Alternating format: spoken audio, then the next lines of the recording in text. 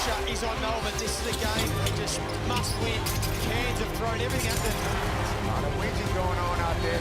And now he's out the game. This is what I'm talking about, Pete. Undisciplined. Andrews taking it upon himself. This is huge. Jack McVay over to Melbourne. And Melbourne back in front. Goldie! There it is! Scores tied up again. And Edwards wide open. Threw it in his shoelaces. And then Lee slotted it away. A golden opportunity gone begging. And Andrews throws it up for Lee when he had the chance for the layup. He's had a layup and he's given it off to Marcus Lee to go to the free throw line. How many of these free throws does Lee knock down? He's none of 3 for the night. He's knocked down 1. He misses. Here's the game-winning opportunity. Doyle. Finish. And the Cairns Taipans have gone to Bendigo and knocked off Melbourne United, who now lose 7 of their last 9 games and are in all sorts. And we're at the penultimate round of this Hungry Jacks NBL26 season. And the Cairns Taipans, their last home game, will want to send out their loyal fans on a high. While Melbourne United, they are desperately searching to find their best form and avoid the dreaded play-in tournament. Plenty to play for tonight as I welcome in Leonard Copeland, Pete Hooley, off the back of one of the best pre-game shows we've had all season. And Coach, we take a look at the Mitsubishi Motors ladder, and there is a big difference between finishing 4th and 5th. Absolutely there is. Melbourne United will be chasing that. This is a danger game for these guys. When the team's beating you at your place or in Melbourne, they have a lot of confidence. They're going to come in tonight thinking they can win this game. Again, percentage is crucial as well. You look at that in the Perth Wildcats. They play Brisbane tomorrow. So they're going to run their percentage up. You've got to keep an eye on that from a Melbourne United perspective.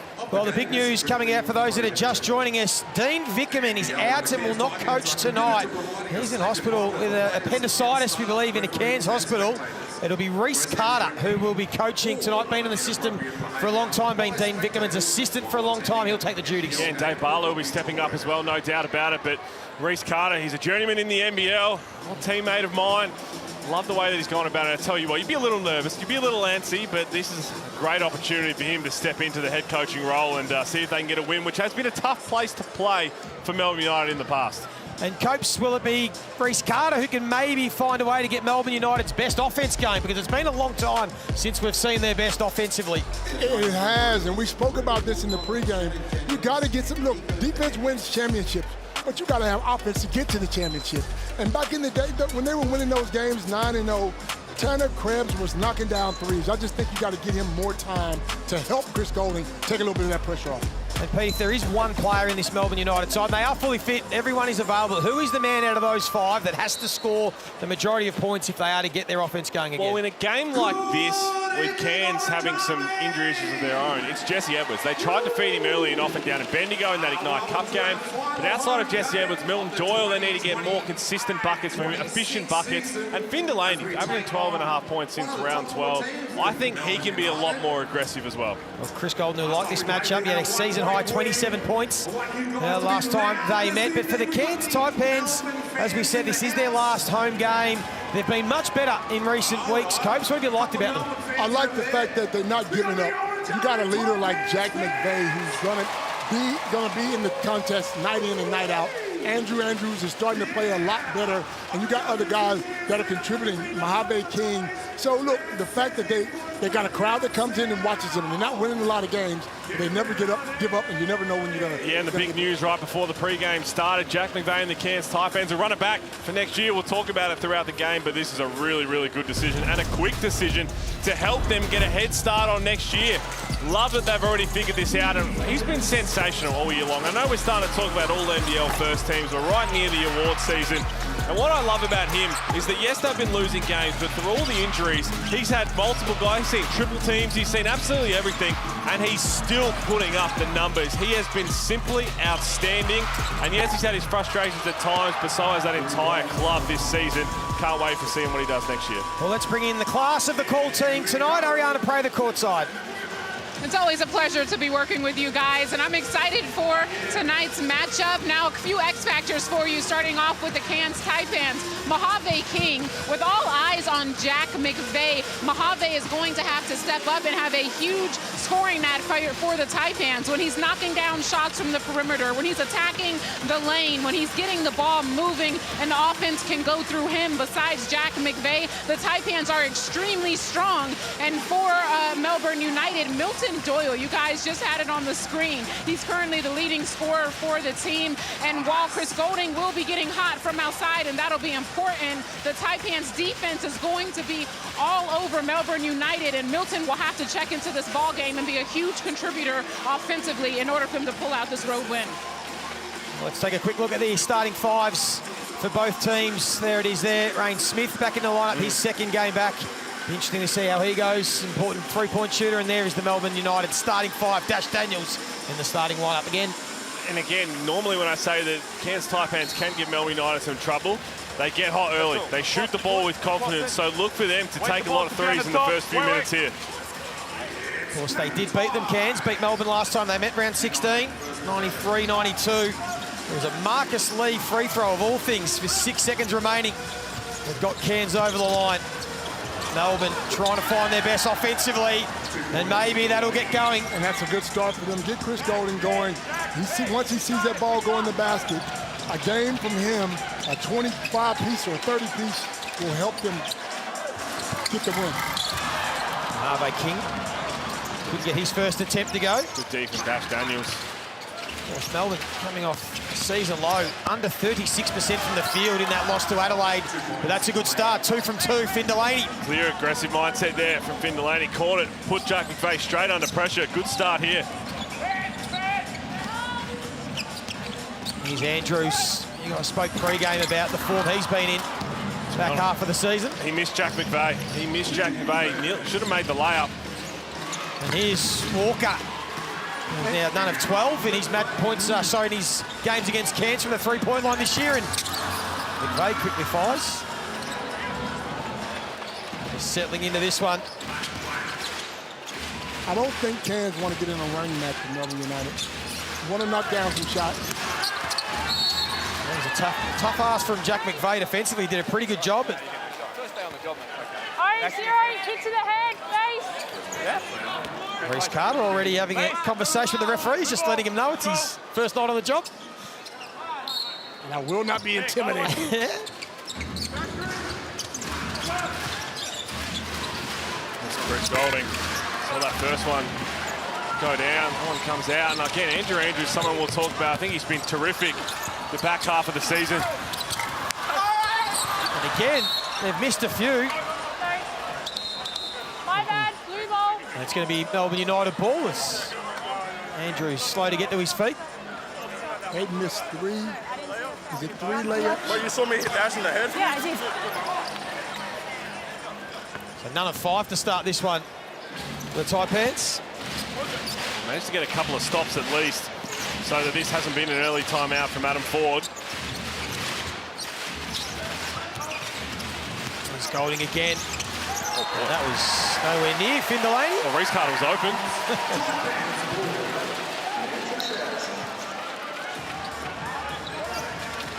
What's the mindset like, Copes, for Melbourne United with a different head coach? It shouldn't change at all, really, should it? But no, look, that structure's in place. Nothing should change. Dean Bickerman has this thing running like a smooth operation, and he knows exactly, and they know exactly where to be at all times. We do wish him well if he's watching this. Well, that's a good move in the end by Andrew Andrews. Man, I'm not sure what happened. Joystick got stuck.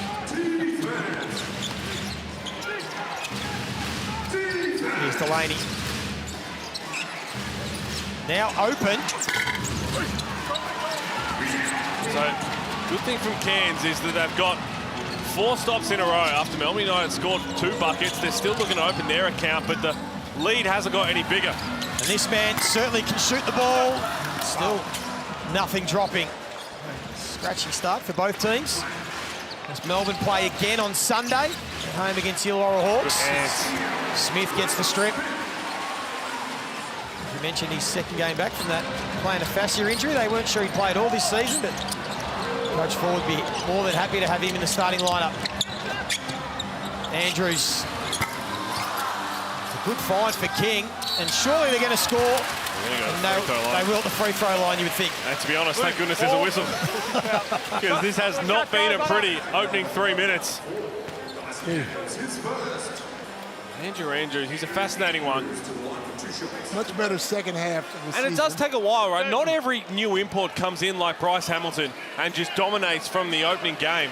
It takes a while to adjust, and Adam Ford spoke to us in the pre-game about where he's come from, Andrews, to now understanding the league, how it's officiated, the ins and outs they've had to deal with as well. But in the back half of this season, he's been great. But I remember you talking about him when he first got here.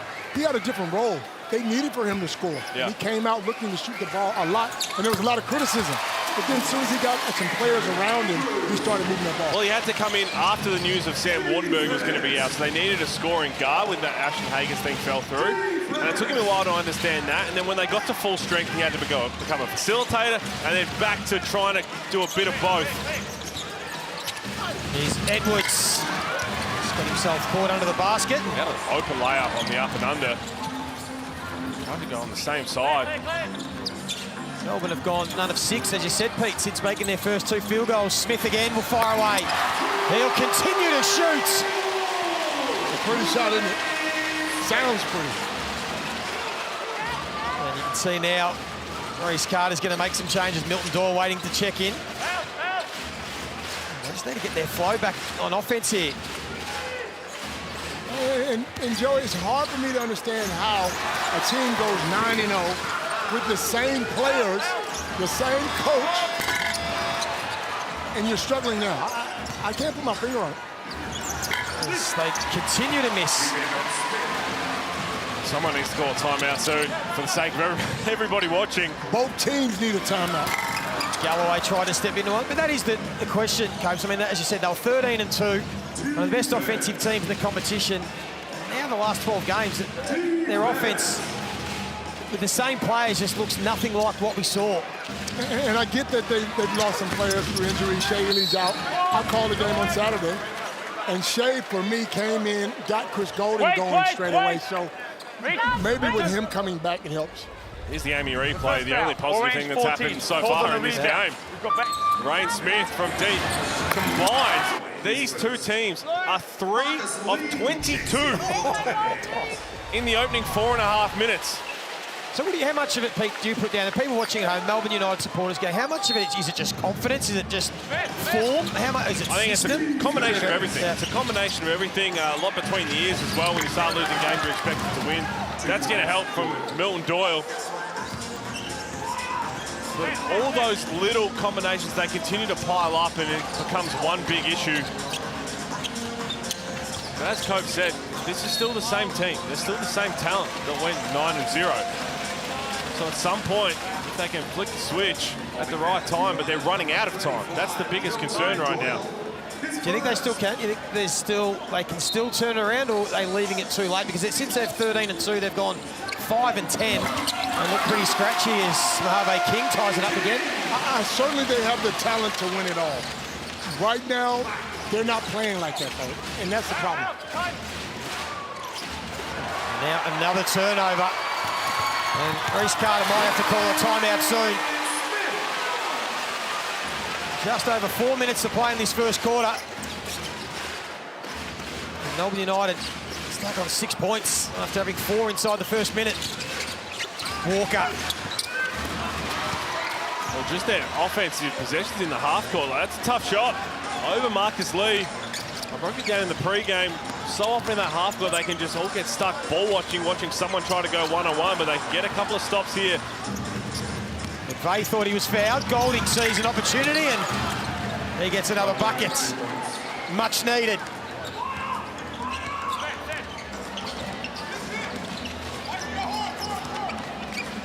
So there he had the 27 points when they met him round 16, his best game of the season, Chris Golding. And now Andrew should be a lob for Lee. And he put it on a plate. You called that before it happened. What do you know about this thing? That third assist for Andrews. He's picking them apart right now. 3 assists on their 4 made field goals. Now Walker from the free throw line. Andrews, last 8 games, 15.5 points, almost 10 assists is what he's been averaging. And Pete, you think if Cairns don't sign him again, will other teams look at him? Is he good enough? Well, I think he's shown enough this back half of the season that if I'm the Taipans, I'll be having that conversation as well. But they still need to, again, we'll talk about it the whole week, what 40 was saying in the pre-game with a bit more of a plan. Is Chris Golding with a step back, that's way off. But how they want to try and attack next year as a club, I think Andrews would be great alongside Jack McVeigh as a starting point, but there's so many other pieces they need to nail. They're starting to build some real rapport, haven't they? The back half of the season, Andrews and McVeigh, they've been really a two-man show as Golding. I love the double dribble. Fancy move. Bowen might have got away with one. And some of the three-point shooting we have seen. Is the door open? They have painted that backcourt. None of 7 from deep from Melbourne. And not one of them's looked like going in. As this time McVeigh feeds Marcus Lee, who's up and about and happy. And finally, we get a Tangerine timeout. No, the rim. And here is Andrews continuing on. That is a pretty pass and a pretty catch. I'm wondering if we're going to have there's a foul in that too, a little delay here, because Marcus Lee is saying something is wrong with the rim. I don't think he was saying that it was offsetted. I think he's thinking about the breakaway part of it. Is it two springers are not breaking away enough on the dunk? Now, while that happens, just want to touch on the news again about Jack McVeigh. Will be at the Cairns Taipans next year. Pete, there's a bit of talk about whether that would be the situation and the mutual option, but this is great news for the Cairns Taipans and for the NBL that he's going to suit up again, because he has been absolutely a shining light this year. And a lot of people would go out there and say, why would you turn down another $1 million? But it's more about Jack McVeigh wants to win and wants to contend. So the conversations that would have gone on about that with the club of what's the direction we're going in. But now that he's committed so early, and they both have, you have those conversations. Any player, whatever the coaching decision they go with, if it's Adam Ford, whatever it is, goes with Jack McVeigh, you ask him that decision. Just going to take another look at the replay here of the Lee dunk. Just keep an eye on the... Maybe he's pulling to the side there a little bit, maybe. What do you want to do? Hang on, wait. So Liga Fernandez is talking to Marcus Lee about it. He straight away. Then you go on the left side and try to tilted. Then you go on this side, put it back. No. So there you go. He said that Needs to straighten it up. It's like what I do with my son. If you broke it, you go fix it. So you tell me you're not jumping up there trying to... No, that's when if your son breaks something, you go, well, you go fix it. Let's go. Half time. Yeah. you don't have a ladder, Joey. Nah. Marcus, on the front only. So we're back and right to go. Put him on the shoulders and get up there? Yeah, sort it out. Throw him some lobs. You on his shoulders or? There is Shea Ellie checking for the first time and straight away looks to be aggressive. That's a strong move by Shea. Shea on Saturday night was very aggressive. Didn't play a lot of minutes, but was sparing minutes.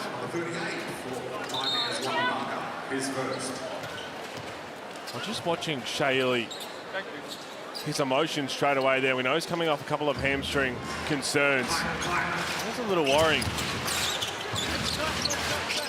Keep an eye on that. As I said, coach, just the 14 and 15 minutes in his 2 games back so far, so just easing it into it, but that's a nice finish from Milton Doyle. He was just trying to get a little warm there, but seen that reaction before. Looks all right. A sigh of relief for Melbourne United fans. Lee this time plays facilitator for King. Wide open in the corner. That was a beautiful stroke from Mojave King. And again, we started talking about how the roster looks next year. Yeah. You're having the conversation with Mojave King. 100% you have it. He's got 5 points. He's one of Ariana's X factors. So he really produce in spurts. He's done it in halves and quarters.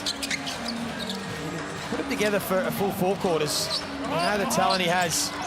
They're out by 3, and they're looking to be aggressive again as Rocky Barker gets hit hard from Kyle Bowen, who helps him up. And how good was he last time they played? He was so aggressive, knocked down threes, taking the ball to the hole. Fortis just told him to be aggressive and do what you do. And he's a natural scorer. Yeah. It's the 18 points against the Sydney Kings when they led that game by 24 points They weren't able to sustain it. Of course, we know about Beat the Coach taking on Damon Lowry. NBL's official fantasy game. Split between 5,000 cash. There's Choice Hotels vouchers and a 10,000 end of season prize draw. Make sure you check it out. Try and beat the coach now. Supercoach.com.au.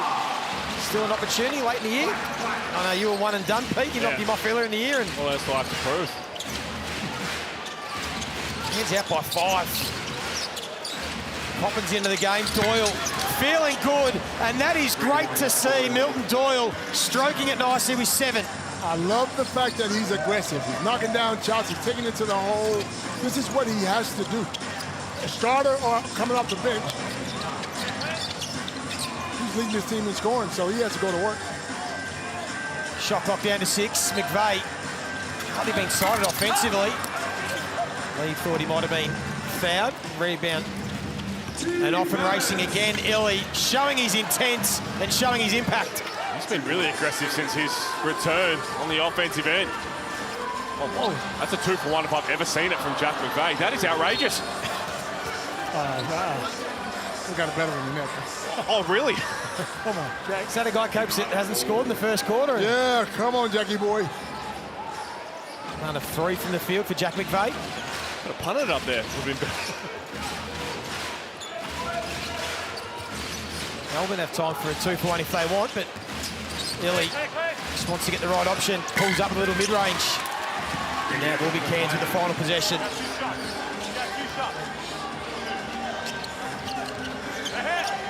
It's Tom Coppins. Don't have to bring anyone into it if you can. It's Marcus Lee. Trying to let Jack McVeigh go to work.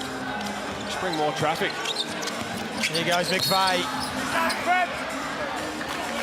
He was fouled. 13. And so often I don't like that, right? Yeah. From a Cairns perspective, you just got to trust Jack McVeigh with ball in hand. If you're going to flatten out, you can call it whatever you want, ball flat. Yes, you're going to go to the free throw line. But if you just say, hey, let Jack McVeigh go to work one-on-one, you bring him into traffic. Jesse Edwards comes into it. He ends up driving into somebody else who's in the corner. It just gets really busy. A lot of that is the player, though. If I got the ball and I know I can beat my guy, I'm telling that big guy, stay low, let me do my thing. I'll find you if I need to. McVeigh still not happy with the ring, and I don't want to do this, boys, but he's 32 of 32. Oh, here we go. From the free throw line. Here we go. Last 6 games, seen never in doubt. He has made his last 33 free throws, Jack McVeigh. Back up by 2. But it'll be Melbourne the last chance. Illy, who's been ultra-aggressive since coming off the bench, ties it up at 19 apiece. So much to play for Melbourne United tonight. Away from home. And it is 19-all, and it's Milton Doyle that has come to play in this opening quarter. He's equal third best first quarter of the season. 7 points, and that was a beautiful step back. Hungry Jacks NBL in Cairns.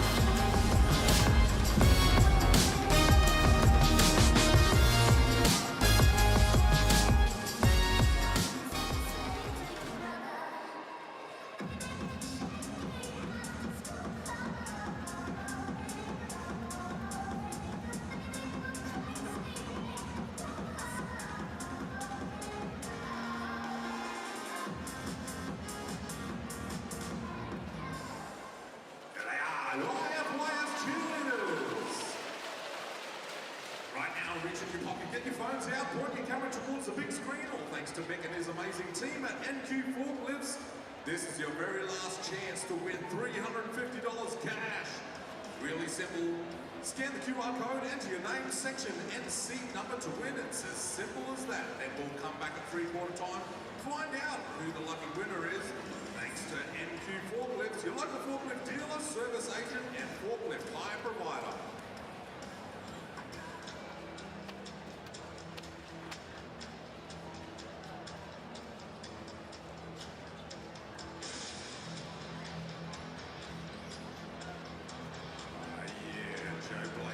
This one.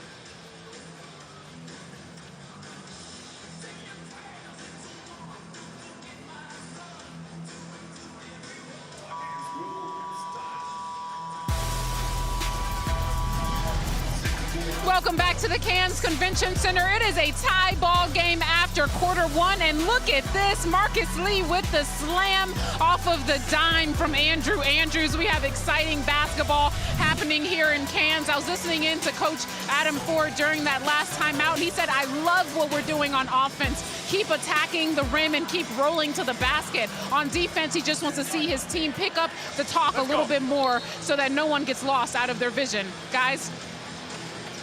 Thank you, Ariana.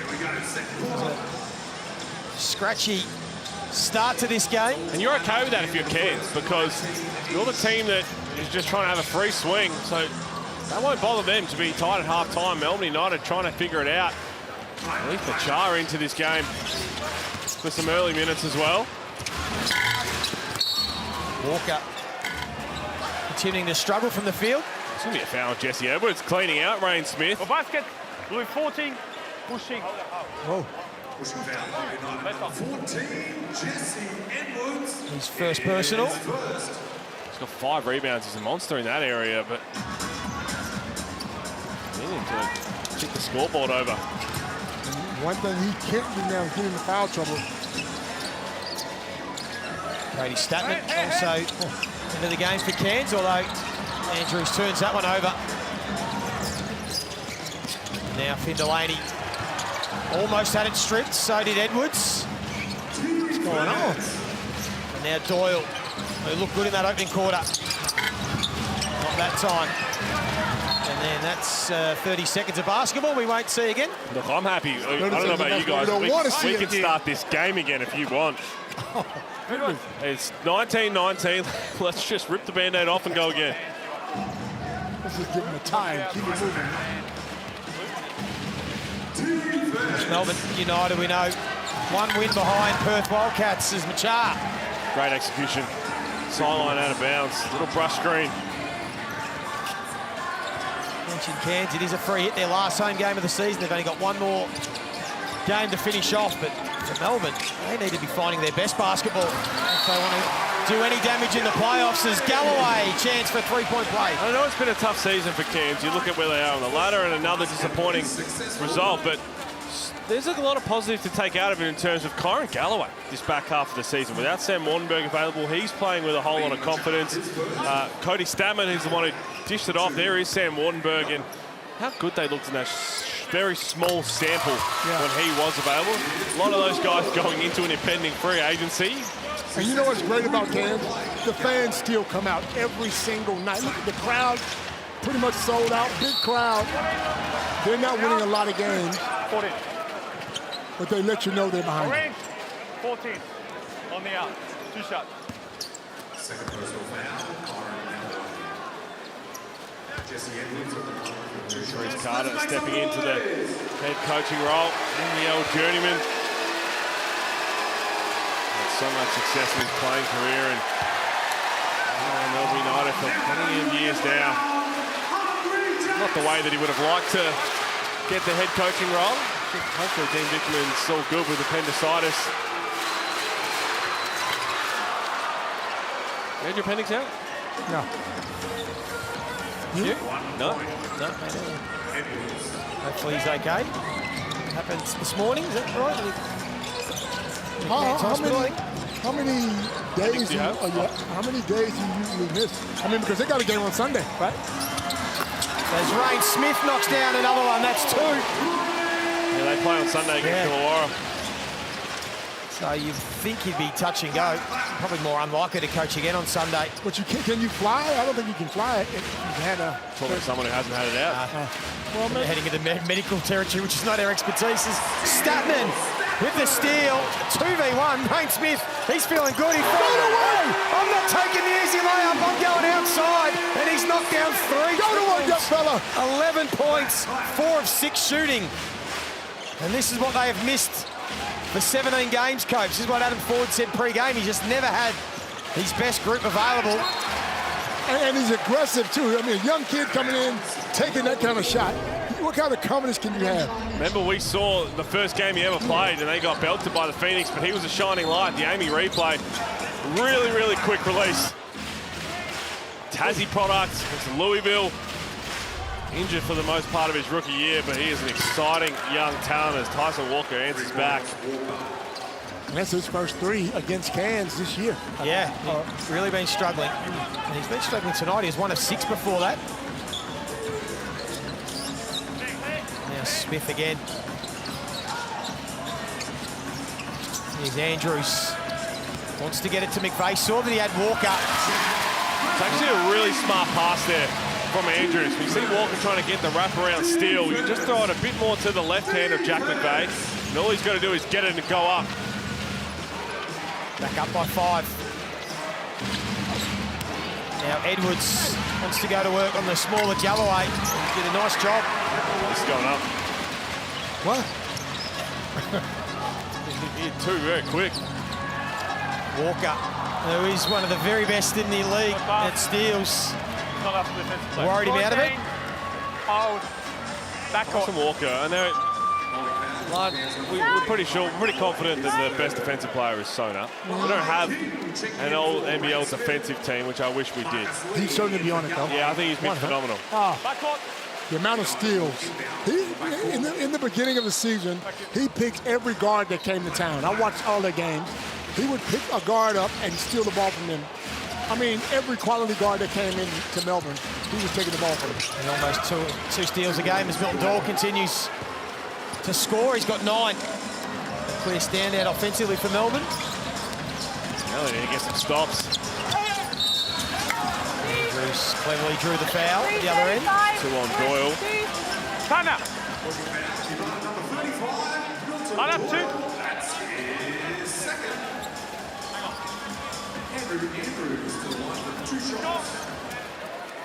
Andrews knocked down 1 of 2 earlier. 6 of 7 so far for Cairns from the stripe. Melbourne have been just the once where Edwards went 50-50. And another reason why I'd like to see Andrew Andrews run it back is now that you've had the chance to adjust, you completely understand the NBL, you understand the road trips, all of that, the way it's officiated. Well, you might not understand exactly the way it's officiated. We know he's had his run-ins with the referees. But you start to feel a little bit more comfortable. It's actually on 13 blue. So the foul's changed to Tanner Krebs. It's a hit on the arm. 13 hit on the arm. Let's go. Just a hit. 1. Time out. Done. Let's go. Heard that wasn't on Milton Doyle. It was changed to Tanner Krebs. And again, Andrews goes 1 of 2.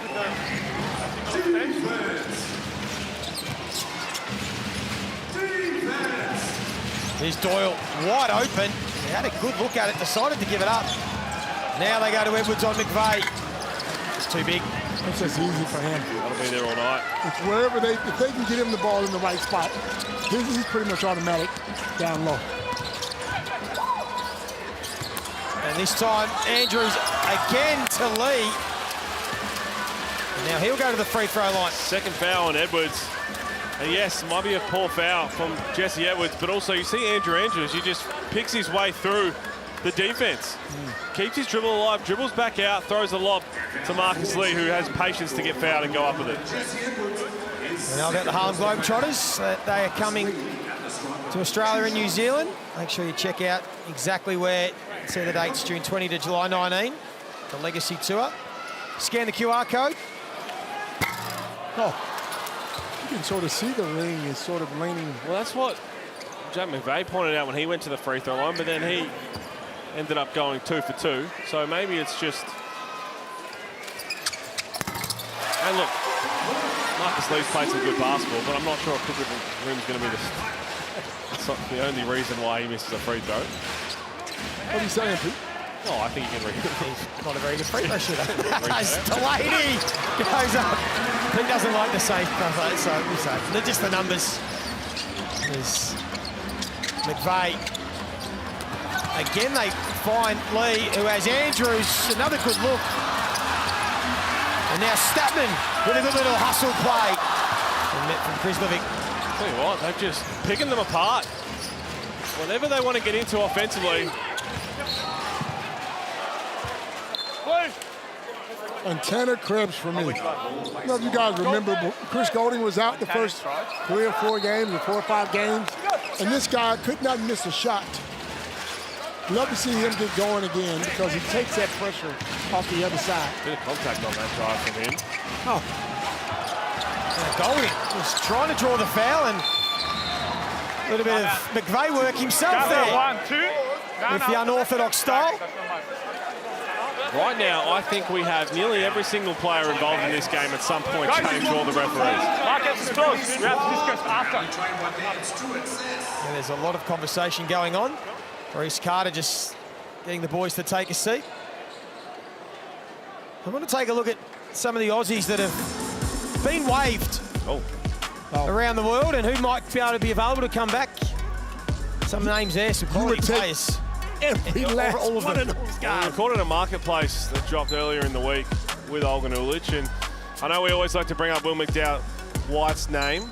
It just seems a little more likely than past, and I know it sounds like we're just beating on a drum here, but I wouldn't be surprised if we see Will McDowell White in the right situation. That's what he's been waiting for.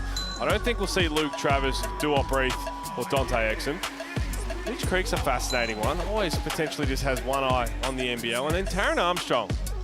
And what we understand is that Dubai are very keen to see his development there in the EuroLeague, and it's hard to stay in the EuroLeague. I think he might be the only Australian we have playing in the EuroLeague right now, if I'm not mistaken. But he was hardly getting court time. Yeah, but they see him as that long-term prospect. It is hard to get on in a EuroLeague team. But if that's not in the vision for him and everybody, I wouldn't be shocked to see him potentially look at an NBL return somewhere as well, be that marquee leading guard. If you are interested, check out Marketplace. Very good stuff. With Olgun on there, the NBL app. Find out a lot of the movement of not just the NBL players, but as we said, Aussies abroad. What it could look like, because we're continuing to get more and more talent in the NBL. Speaking of getting talent back, Jack McVeigh, what a year he's had. He's now up to 6 points.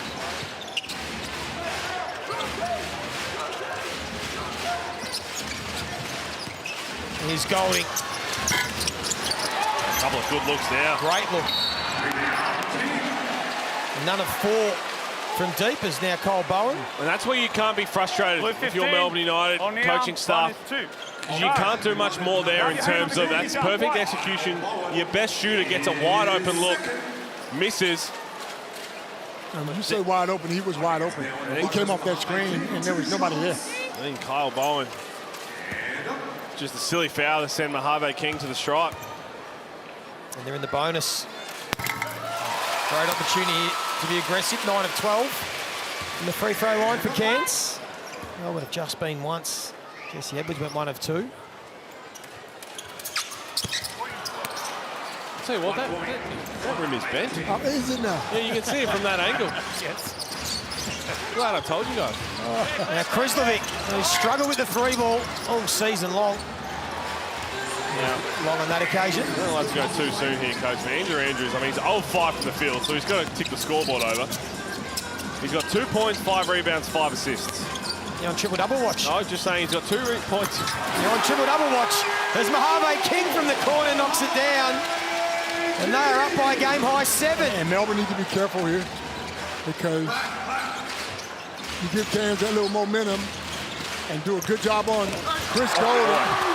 He's Bowen had it swatted away from Lee. He checked. Here it is from the logo.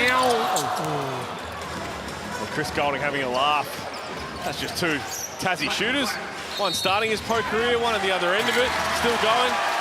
That'll be a game delay warning. Should be. Rain Smith caught up with him in the preseason in Canberra. He spoke very highly of everything that Chris Golding has achieved as a Tassie-born. One of the greats we've seen, especially shooting the rock. And Andrew Andrews walks into the 3-ball. Tell you what, 5 of 15 now from Cairns, but they are getting some good looks. Push the rebounds, 2 bonus. Foul on Krislovic. Marcus Lee shooting just under 50% on the season from the free throw line. It's that one to go, 2 of 3 tonight. As we said, hit that clutch free throw late in the game to bury Melbourne United in round 16. Oh. What do you need to see? What's happening with Melbourne offensively at the moment? Besides missing wide open looks, is there anything else Their moment, their tempo. It's almost as if they're walking the ball down the court, and that's the guy I've been talking about all day here. Get them going. But they're not pushing. There's no fast breaks. There's no easy baskets. Everything they're working hard for, the Cairns are doing a good job of denying shots. And McVay comes up short. Illy, we saw him in that first quarter, just looked at pushing at every opportunity, and he continues to be aggressive. Good time out. Shea Ellie, 6 points. Good time out here from Adam Ford. Because when Melbourne United are struggling to score the rock, the easy ones are out in transition, and Shea Illy's been putting his head down. Please welcome the hottest dance in the NBL, INYS 22nd, 100th point in the NBL, Shea Ellie, as we do get a Tangerine timeout. They led by 8 not too long ago. Cairns whittled back to 3 inside the final 3 minutes of this first half. Melbourne United looking to stay in touch with that top 4 to avoid the play-in tournament, which will be against Tasmania. Well, they'll still be in it. They've still got that double chance. They'll avoid the single elimination part of it, and yet they won't have to play the 2 eliminators. They don't want that. No. I don't think anybody really wants to play a Tassie team with nothing to lose, who will probably make the game really clunky, take possessions out of it, control the tempo, do all of those things and just grit and grind with zero pressure on them whatsoever. But for Melbourne United, they need to take care of business, yes, with a win. Can they finish higher than 4th? No, if they can finish 4th. Yeah, they can't go. But in terms of their percentage, and Perth percentage is one thing to watch, because here's right now the live ladder, and that percentage right there is going to be key with the Perth Wildcats. Perth play Brisbane tomorrow in a game where percentage could matter. And then, of course, Perth finish with Sydney away and then Adelaide. And Melbourne United have Illawarra Sunday and then Throwdown to finish. I had some fun with the ladder predictor the other day, and I got it where it got down to that last Perth and Adelaide game. Where and the opportunity for, percentage, well, you can only go for like to 20 points. Not including too many blowouts. But it was coming down to whether Adelaide would finish 1st or 3rd, and Perth finishing 4th or 5th. Wow. Like coming down to the last game. It always is super close. Ariana, you were listening in to Cairns Taipans during that timeout? That's right. Coach told his team we need to play 3 minutes of really good basketball to end out this first half. He wants them to just talk more on defense. I mentioned it earlier. He wants that good communication on the other end of the ball. He's pretty happy with how they're executing on offense. They're doing a pretty good job defensively as well. And there they are again. Hustle play from Andrews. Forces another turnover for Melbourne. That's 6 in the half. Did I hear that Terrell Harrison's back tomorrow? He is. Definitely going to help. Concussion for a long time. Shot clock down to 5. This is where Andrews lays it off for Lee. He got it up in time, but just couldn't get the roll. And now Illy once again will get downhill. And that has been the best offense of the half for Melbourne United. Shea Illy in transition. Every time he hits the floor, though, he... Oh, no. You're kidding. That body language does not look good. Straight away. And I'm telling you, he's got his jersey over his head right now. It was the very first one. He's going to go back to the races here. It was the first one when he checked into the game, which I thought he had a bit of awareness in that. He had a bit of awareness straight away. You could see it on his face, but he looked great after that. And that is not a good sign at all for Melbourne United. For a guy who's just had a poor run at it this year. Foul on Edwards. And that's his 3rd, isn't it?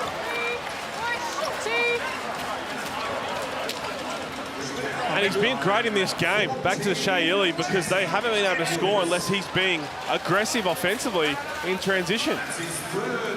And I mean, you don't have to be a genius to kind of figure out what that looks like. We've seen that 3 times this year. We've seen that reaction. Yeah. And I just wonder if on that very first play, he just had a little bit of awareness on one of those hamstrings, and hopefully that's not it. We're reading too much into it, but the last 3 times we've seen it. I got a question about that hamstring, though. Generally, when you do a hamstring, do you want that person to warm up, sit, and then come off the bench? Wouldn't you start him because the hamstring's already warmed up? I'm just asking the question. I've done a hamstring, and I know for me, once I got warm, once I did my warm-up, I wanted to stay on the floor. I didn't want to go sit and then come back in. Do you understand? Yeah, completely. Not really a physio doctor type. Yeah, but I know what you're saying. I know what you're saying. Trying to ease him back into it is the other side of that argument. Yeah, I get it. Maybe he has restrictions, but and I'm certainly not the guy. Everyone's different. Yeah, and that's it. The restrictions means you're coming on and off a lot more. Right. So it's a double-edged sword, but that is a big story. The Shea Ellie potential re-injury. We'll try and get more as Jack McVeigh. Oh, wow. Oh, we wow. needed a first half highlight. There it was. And he's fired up. He's saying that should be a 4-point play. Oh, he's fired up. And he's worked himself up to 9 points. Back out by 6. Doyle left wide open, and he comes up short. Finn Delaney tried to lay it off for Krislovic, then has to go and get his own offensive rebound. And now he'll go to the free throw line. They're still feeling in this one. Jack McVeigh. He's got that look in his eye, doesn't he? Mugging, didn't he? Jackie boy, come on now. Like when he gets fired up though, because normally he hunts every shot. It's the second time for the night. Melbourne United have been to the free throw line. Seeing the top corner, she's really walking in the players' race.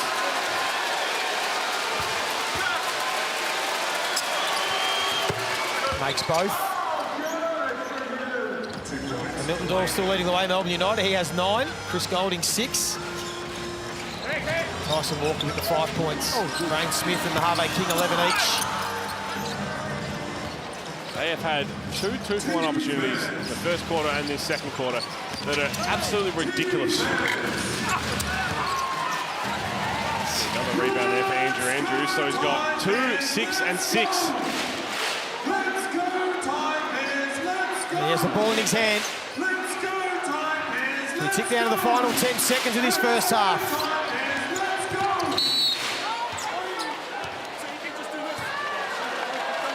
And a foul of Finn Delaney. Hold on, Jack McVeigh. You can almost put these down as 2 automatic points. Oh, you're kidding. Come on, Joey. What do you say, 33 or 33? Yeah, what are you saying, his last 33 free throws. What are you saying, Joey? I'm saying he's just going to knock them both down. Yeah, but you keep doing it. You almost want to beat the rim. He wants it to happen. He wants it to happen. The rim's crooked, mate. He wants it to happen. Trying to make a point. We can't control what he's doing. He's going to knock them both down. Mate, if he misses, I'm calling him tonight. Never in doubt. Oh, I was nervous. They're going to have to hurry here. Maybe Walker. They want to find Golding. He's going to get it away in time, but he's going to be long and strong. And Melbourne United, their spluttering end of the season continues at half-time. The Cairns Taipans in front of the faithful, leading by 6 points. And they are playing inspired basketball, and it's been off the back of this man who was down courtside with Ariana. That's right, I'm here with Rain Smith. Rain, it has to be a big weight lifted off your shoulder when your shot starts falling that early. You're 3 of 6 from deep in the first half. Yeah, I mean, first of all, it's just nice to be out on court, coming out here, just playing free and just happy that healthy, and yeah, that's it really. You guys have the lead at halftime. What were you guys able to execute so well in order to get this advantage? It's just taking our time, really. I think some possessions we might get a little rush, but every time we take our time and play at our pace, we can get good looks. Good luck in the second, Rain. Thank you. Thank you. Rain Smith lighting it up from deep. Will break down how the Taipans have the lead over Melbourne United after this short break.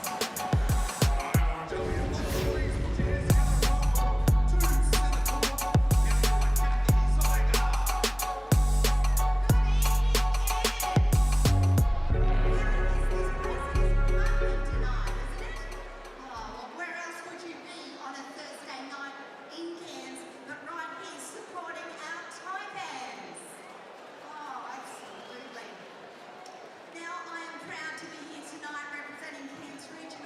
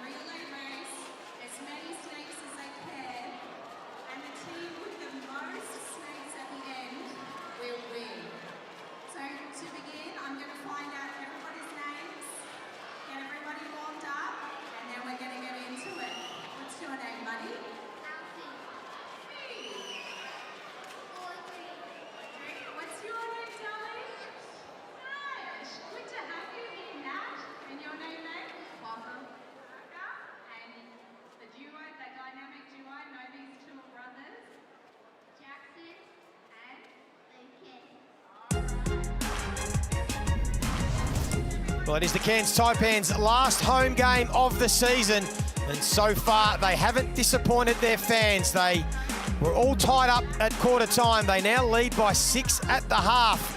But Pete Hawley, Leonard Copeland, we've seen this before with the Cairns Taipans where they're good for halves, 3 quarters. Can they finish it off? That's the big question. Well, you think about the way they started, both teams really ugly first 4 minutes, but they continue to find a way to get stops. So Melbourne United 3 of 14. Yes, they've had a lot of good looks. So that last Chris Golding 3 we saw before the heave of the second quarter was an example of that. 14 of 19 free throws. They're putting heat on the rim. They got in the bonus nice and early, and that has helped them tick the scoreboard over. Well, the one thing, Leonard, that we wanted to see, and we've had injury troubles all year. We know that, the Cairns Taipans, but Rayne Smith has been a player who missed a big chunk of the season. Second game back from that foot injury, and boy, we've seen the talent that we knew he had early in the season. Straight away, man, he's an exciting jump shot shooter who can knock it down from anywhere. The best thing about him is his confidence.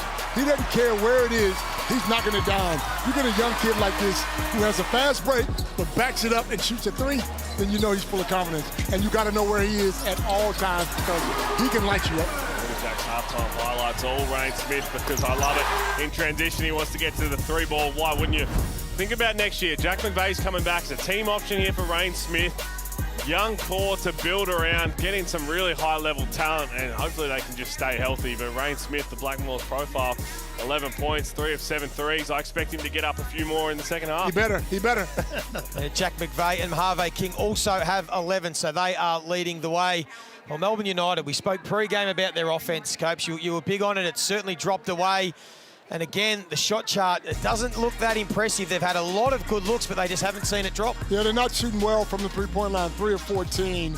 I think some of these shots are tough. They've had some open looks, but the transition for me, Shea Ely's the only one that's pushing the ball down the court, and they're not putting any pressure on the rim. They're only shooting 4 free throws, whereas Cairns have shot 14. So you got to mix it up. You got to push the ball down the court. I mean, that Shea Ely injury is just horrible for many reasons, but in this game in particular, he's got 8 points in 7 minutes, and we don't have to be a genius to sit here and see the emotion that he had, exactly what transpired. We've seen that 3 times this season.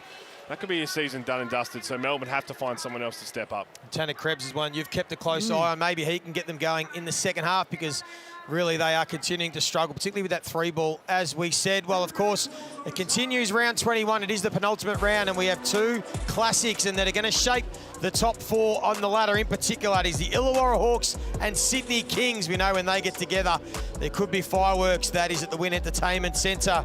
And then following that, the Perth Wildcats, who want to stay ahead of Melbourne United and stay in that top 4. They are hosting the Brisbane Bullets at RAC Arena. So that is tomorrow night. We take a look across the rest of the weekend. The Adelaide 36 is in action. And then Sunday's a big one as well for Melbourne United, potentially, as we said, without Shea Ely. And the final game of the round, how good is that? That is going to be a massive contest. Could be a semi-final preview, could be one of the playing game previews as well. Who knows? So plenty more to come in the Hungry Jacks NBL. It is halftime here. Melbourne United will try and regroup under interim coach Reece Carter with Dean Vickham in hospital. Can they find a way to come back? We'll find out right after this.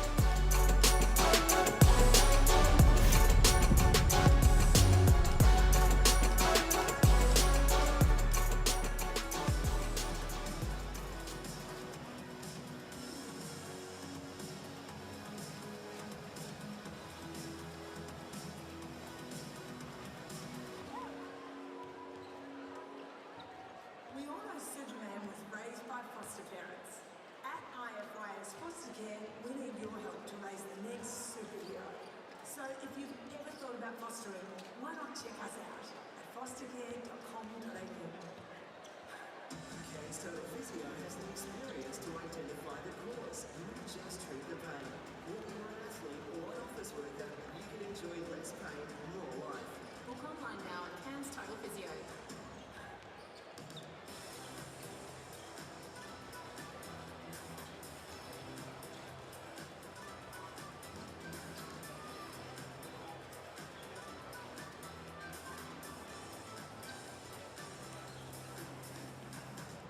At CQ University, we know excellence can take many forms.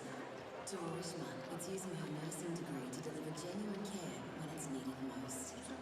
Create the success that means more to you. Be at CQU.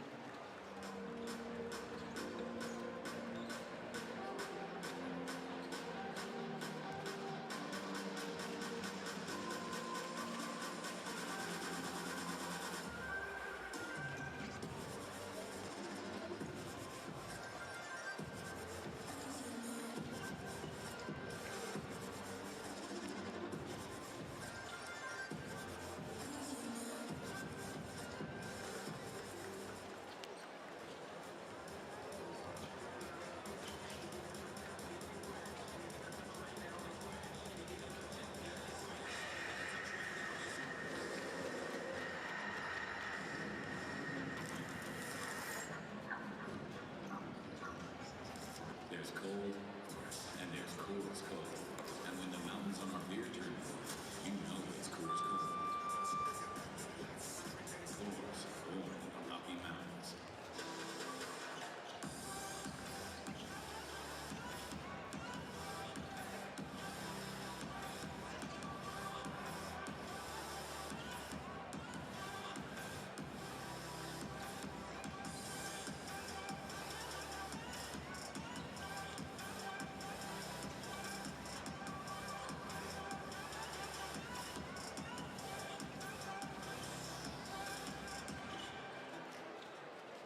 At CQ University, we know excellence can take many forms.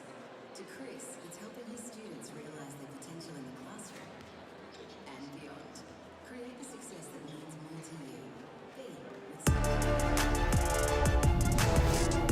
Third quarter not far away, but this was an incident in the first half. Marcus Lee just bending the ring ever so slightly.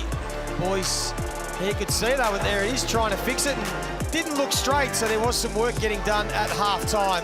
And hopefully that has been corrected, which hopefully suits Melbourne United, who'll be going that way in the second half because they currently trail by 6 points. And they're trying to make sure they don't lose their third consecutive game. But the big story out of the first half from a Melbourne United perspective, Ariane, was the injury to Shea Illy. That's right. I spoke to one of the medics from Melbourne United, and I said, will Shea Illy be playing in the second half? Is his hamstring okay? Right now, he's doing a few tests in the back. I have not seen him come back out yet, but I asked the medic, will he be back in this ball game? Will he play? And the medic told me he will probably not. Now, you see the rest of his team out here warming up. I do not see him again on the bench. So I believe he is still in the back doing those tests on his hamstrings. Fingers crossed that everything will be okay. And again, you do have your fingers crossed that maybe it's just like hyper-aware because it's happened so many times this season, but the other side of that is he would know. He would know straight away. And it's heartbreaking because it was that very first play when he checked in, just had a little look on his face where I think he realised, oh, something's not right there, or maybe he just was super aware of a feeling there, and then 6 minutes later, that happened. So it's heartbreaking because you know what he brings to the table. You know how he helps Melbourne United. Because with him on the floor, he's a leader. I mean, he's not a guy who's going to go out and score 1,000,000 points, but he gets other guys involved. He plays good defense. And I've said this last couple of years. We look at the Mitsubishi Motors live ladder right now, but talking around the clubs a couple of years ago, take out Bryce Cotton and all those big-time players, but if you wanted to sign one guy on anyone's team, it's Shea Illy. You want to try and win a championship, you want Shea Illy on your team. We've seen how good and how influential he is of winning through the concussions and now these soft tissue injuries. It's just a horrible sight. Saw that live ladder there. If Melbourne United do drop this game, it's going to make it awfully hard to get inside that top four. It'll mean they'll almost be staring at an elimination play-in game against Tassie. But they've got to have to rectify it under interim coach Reece Carter tonight. They go straight to their big man first up, who had a good look. And Andrews not for the first time on the floor. 7th rebound for Andrew Andrews.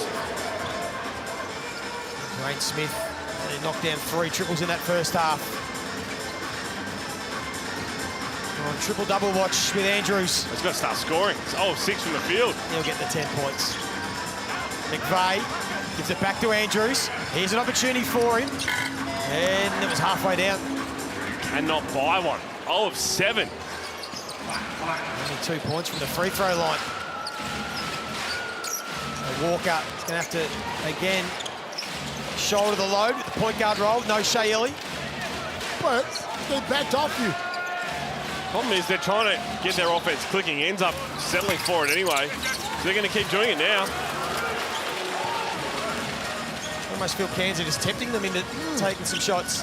Well, they're 3 of 15. So it's working for them right now. But the problem is Melbourne have players that can knock down these threes. Look at the threes. Grant Smith will keep firing away at 3 of 8 from deep. What do you think he is, Larry Bird or somebody shooting in somebody's face? Young man's got some confidence. He's called for a block. Two. Orange 2. Block. Only Jesse Edwards with the 3 fouls. In any trouble. In fact, Kyron Galloway as well for the Taipans. There's now Tyson Walker. Yeah, Tyson Walker. He's holding the knee. A bit of knee on knee, hopefully. I wouldn't. It may have just been knee on knee, that contact. Just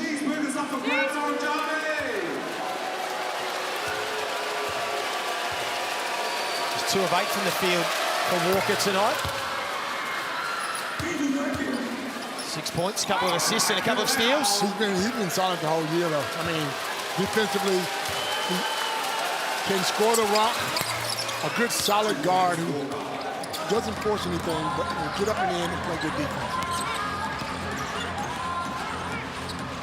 Get the opening points of this third quarter.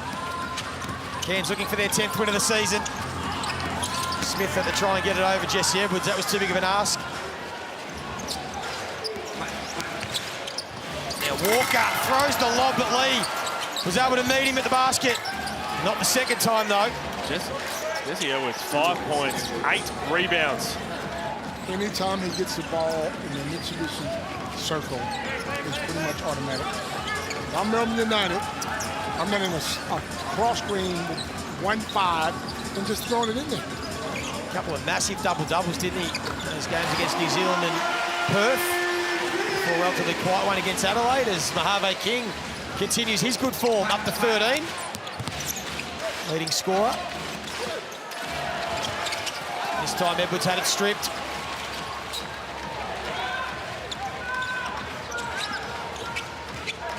Here's Andrews. Looking for McVeigh. What's the time? Oh, got it now. Wow. Ash Daniels all over him. What? That wasn't a foul. That was 3 of them. What was that? He's now Golding. Delaney, Daniels, can he get it to go? They still continue to struggle. They get a second chance opportunity. Even Golding can't finish. They are 18 of 50 from the floor, 3 of 16 from 3. Just like the start of the game, the start of this third quarter has been pretty scratchy offensively from both teams. McVeigh feels like he's getting fouled. He knew the whistle was going to get blown eventually. If that's on Jesse Edwards, that's number 4.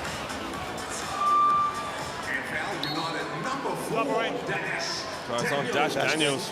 His second. Jack McVeigh to instruct the 2 shots. Cody Stackman checking in for Ray Smith. McVeigh will again go to the free throw line.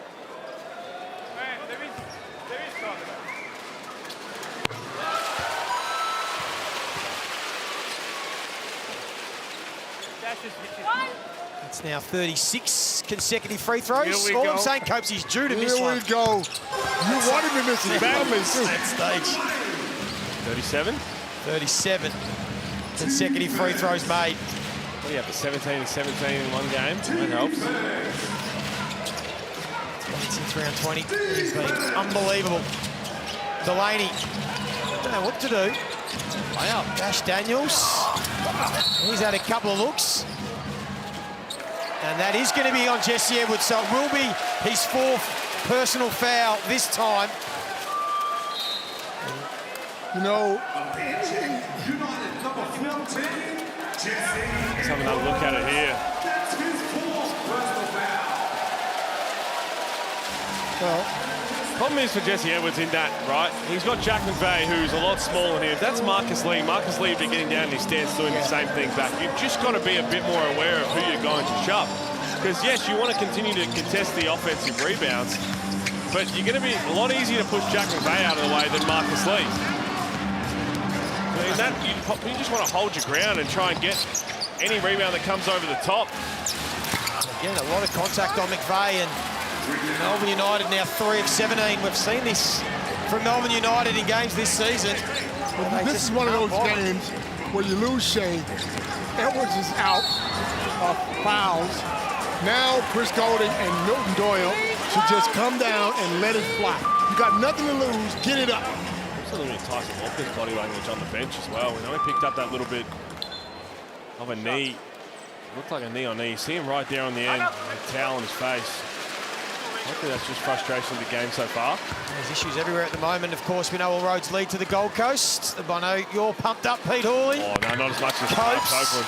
Planning your night out on the Gold Coast, Feb 22. I'm going up there to go to sleep, man. I'm not going out. I'm with you guys.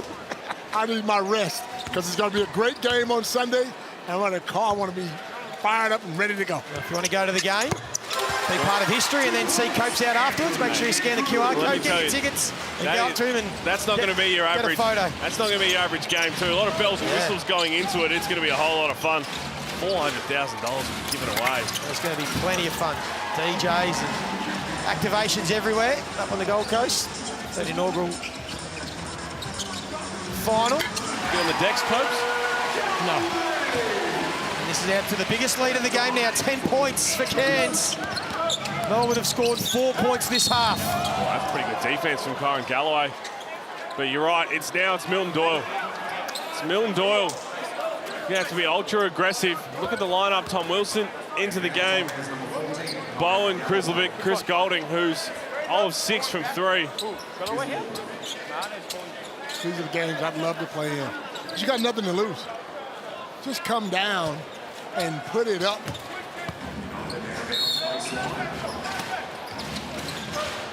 Krislovic. Doyle. He'll do exactly that, Copes. And he's the first United player in double digits. He's got 12. Much needed bucket. McVeigh. Can't answer back. And this lineup gets some momentum. Under Reece Carter. Golding. We just saw Milton Doyle get one up. Finds Wilson. Feet set. Back-to-back triples. That'll do their confidence the world of good. And that's what Tom Wilson can do. Light it up. So here's the opportunity for him. Little 6-0 run for United.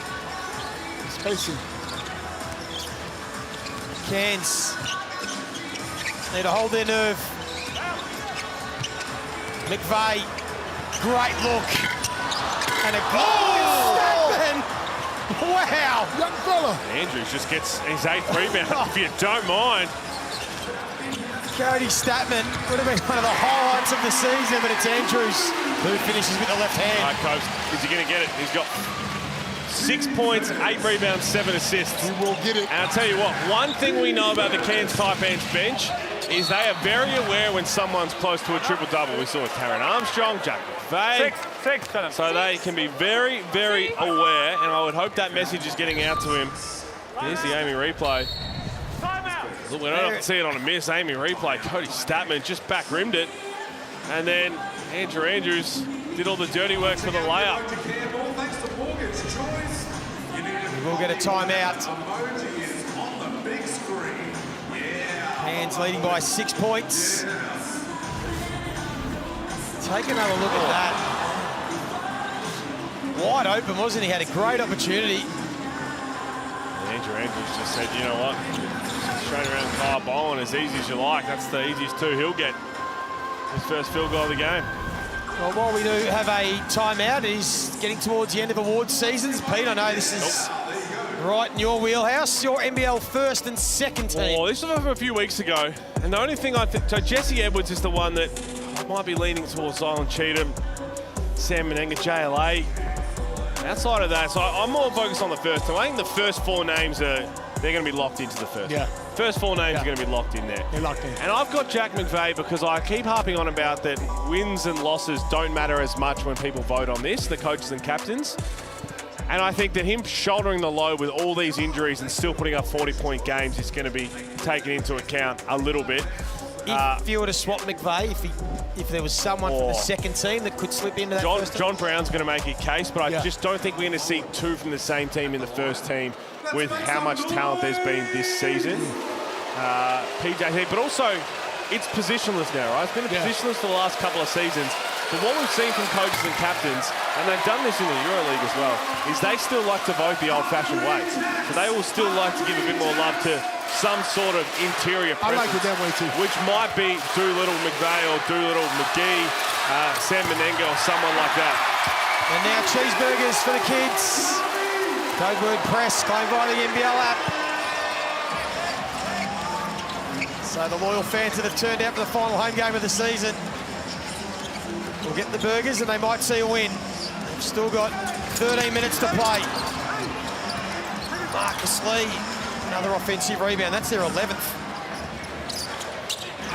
And with no Edwards out there, Marcus Lee's done a really good job of staying on the floor as well. When he's stayed on the floor this season, he's been great. Krebs got it to bounce. I'm calling again. Krebs can be the key. Get him the ball, man. He carried this team early in the season. Back to 4. Andrews, another turnover. This is the part of the game that Andrew Andrews needs to just get out in. You didn't get a call, we'll just have to move on. Because he's been terrific. I mean, besides he's 1 of 9 from the floor. He's got 6 points, 8 rebounds, 7 assists, controlling everything. Yes, it's simple, isn't it? This will be another assist if it goes down. Good look from King. Just 10 points this quarter for the Taipans. Their offense drying up. Melbourne with the 12, make it 14 as Krebs gets back-to-back baskets, copes, and he's having some influence this quarter. One day they'll listen. One day. Oh. Jack, that's a stupid foul. Orange, 9, offense. Take a look at this, Jack McVeigh. Mayonnaise, a little bit of mayonnaise on them. Yeah, a bit of mayonnaise. There's also maybe a tad frustration from McVeigh. Probably feels he's been getting a lot of contact. And he has been, let's be honest. He's driven to that basket 3 or 4 times, hands everywhere. And to be honest, I think he also knows that Kyle Bowen does a really good job of meeting a screen and putting a bit of physical pressure on us. I think he expected them both to essentially hip and shoulder rather than Kyle Bowen go down. Kyle sold out on him, huh? Is that what you said? Melbourne were down by 10 not long ago. And a chance to tie it up with Doyle.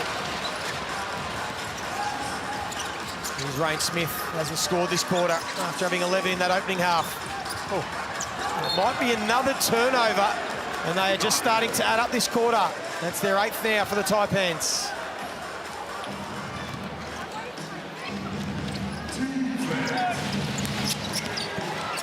This last few minutes will be helping Dean Vickerman in hospital a lot more than the first part of the game. I take that back completely. Yeah, Melbourne turned it over. Probably press the red button a little bit more.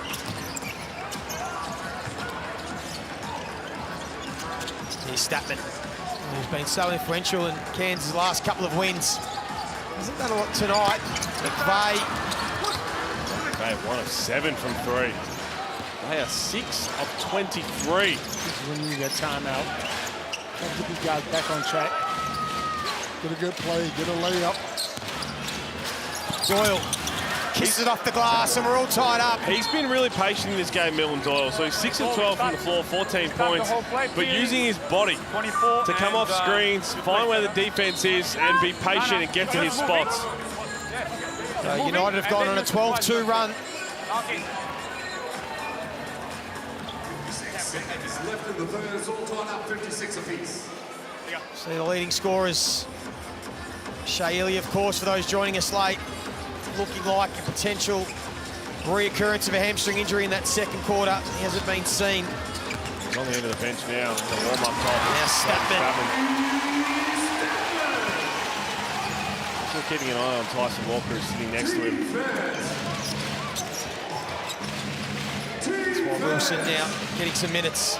Doyle being there most likely on offense. And McVeigh will slow it down. One way, you want to go towards Rain Smith because you know they're going to stay attached to Rain Smith's side.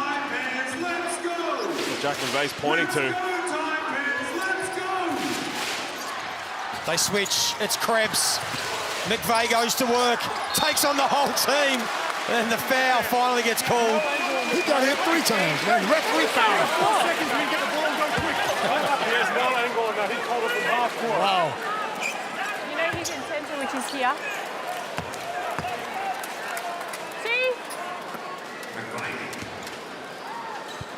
They continue to talk about a 37 in a row, make it 38s.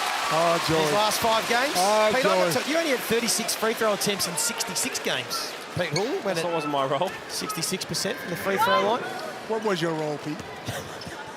Play D, something you knew nothing about. I didn't have to. My offense was my defense. Good old Lenard, Copeland. 39 free throws in a row. No D in Lenard, Copeland. So final opportunity. Krebs pulls up, comes up short.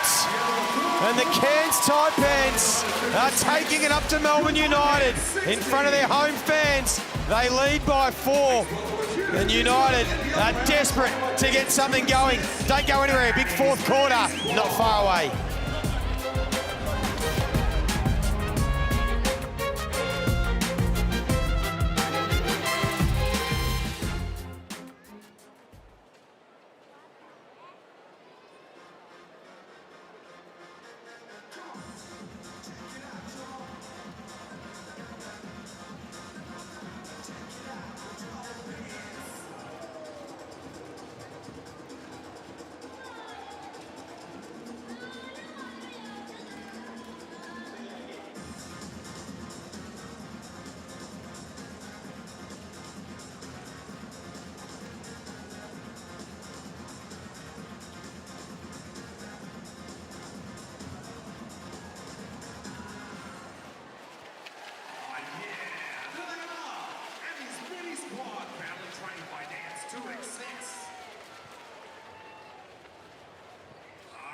Jamie, I am sitting with our final winner of the $350 cash giveaway thanks to Mick and his team at NQ Forklifts. Our lucky winner's name is Alana Coburn. Let's give it up for Alana. Woo. Congratulations. Alana, quickly, who's your favourite player? Oh, McVeigh, there you go. Let's give it up for McVeigh. Thanks to Mick and his team, NQ Forklifts based in Cairns. They service Mossman, the Taipans, and the Cassowary Coast. Your local forklift dealer and forklift service provider. Let's give it up for Mick and his team. $350 giveaway all home games this year.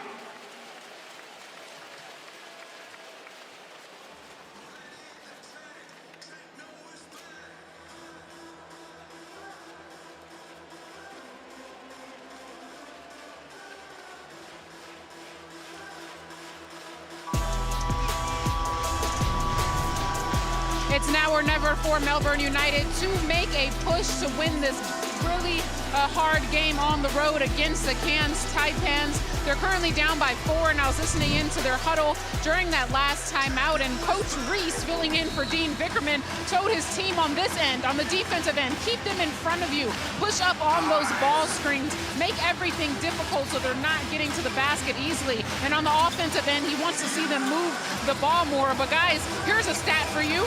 Melbourne United has only had the lead during this ball game for less than 4 minutes. That is absolutely incredible. Thank you, Ariana. It certainly is, as Lockie Barker starts this quarter better than that third term, where it was a combined 30 points scored between the two teams. Both sides shooting at 35% from the field. It's been rough going offensively. But, Coach Pete, there is a game to be won right now. It's whoever wants to take it. Remember, it means a whole lot more to Melbourne United, but Cairns want to send their fans out in the right way. Smith, they look good out the hand. He's had a couple that have just come up short. He's 3 of 9. He's not shy. We know that. I like his aggression, but Ryan, you can't just jack it in front of something. Like, are you that good? Is he that good? This fourth quarter might be Milton Doyle time. Clear, clear, clear. You're going to need every bit of that clutch gene in him here.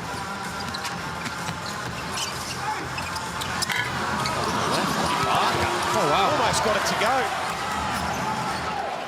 Good to see Tyson Walker back out there after that knee knock. We won't see Shea Illy. And then Walker with a nice finish. Good start for Melbourne. Really smooth operator, Tyson Walker. And again, Melbourne United's offense has looked great when someone turns the corner off a ball screen, gets 2 feet in the paint, and then almost comes to a stop and really evaluates what is the best move. Is it to kick it on, let someone else do the same? Or do I have an advantage here just to slow down, get to a mid-range, or take an extra dribble and get all the way to the hoop? He's going to have to get this up. He looks up at the shot clock, saw that he had just enough time, and again he's able to draw the foul. Milton Doyle can't believe it. He wants a challenge. He might get it. He's got 3 timeouts. I think he got him on the arm, though, didn't he? So it was on the first attack, guys. Two shots. We're trying to look. You can see Reece Carter is trying to get the replay. Sometimes you just have to go with your gut. So he said to Milton Doyle just a little bit of a foul. And that's the thing, right? So often when guys call for reviews, I didn't say anything. That's why he missed. You were thinking, I saw your eyes lit up. That's the run. That ends at 39 consecutive free throws. That's your fault, Joey. I should have said it would have been automatic and he would have made it. So he's missed his first out of his last 40. You're a hard man, Joey. And he's got 16. He's still the equal leading scorer in this game with Milton Doyle. It might be these two men that'll determine who gets the win. Doyle, and one. Again, just turning the corner. So their offense looks terrific. It's been Krebs, Milton Doyle. Just a side ball screen. Be really patient. Get 2 feet in the paint. Slow down, survey your options, then make a decisive move. But where has this Milton Doyle been, though? The aggression. Now, we know he can score. We know he goes to work. But he needs to play like this every single night because that's why they went and got him. This is why they recruited him. They want you to be the man. So Milton Doyle has 19 points.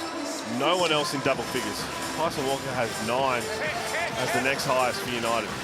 Shea Ellie was their second highest scorer up until the Tyson Walker layup, and he only played 7 minutes.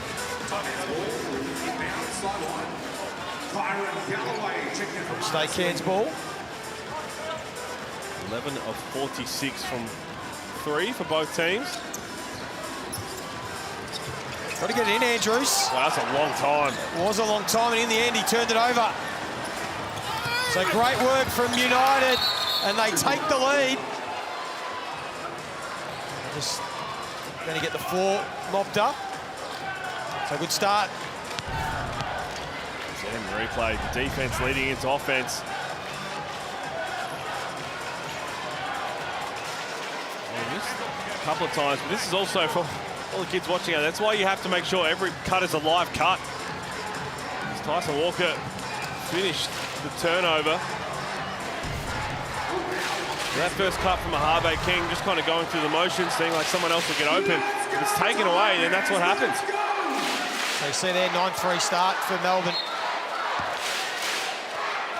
Mariana just told us they'd only been in front for a total of 4 minutes. Got their noses in front now. Can Cairns respond? No one's moving. Everyone's standing around. Except they're tired now. Got just 17 points since half-time. So it's going to have to be Jack McVeigh. It's going to have to be Jack McVeigh again. United, number 7, Finn Delaney. Line up. His second. Jack McVeigh at the line for a 3-point play. He's got the 18 points. He hasn't shot the ball well. But he's 10 of 11 from the free throw line. They've been all over him all night. He continues to fight through it. Doyle pulls up. Who would have thought that looked good? And he's going to miss shots, we know that, but he's aggressive. Can't make them if you don't take them. McVeigh, again, fighting through them all. He's got 21, and he's putting him on his back in this fourth quarter. And they're going to the same set every single time now, and it's something they used to do in Tasmania. The jack jumpers have run it a bit, where they just get a complete clear out. How they get to the end of the set is different wrinkles, but it always ends the same way.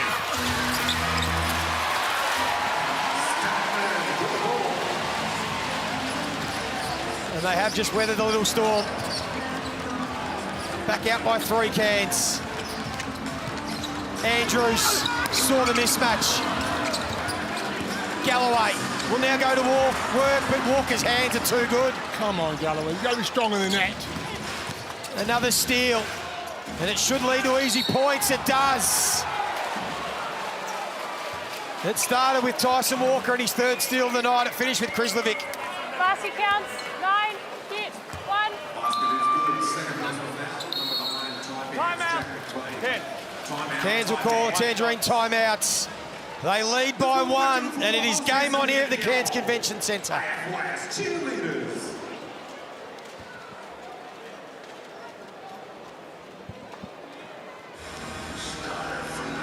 Again, their offense, well, they're 9th since the start of December in offensive rating. For a team that has Milton Doyle, Chris Golding, Tyson Walker, Krebs, Finn Delaney. Staggering. Edwards staggering. In the bottom.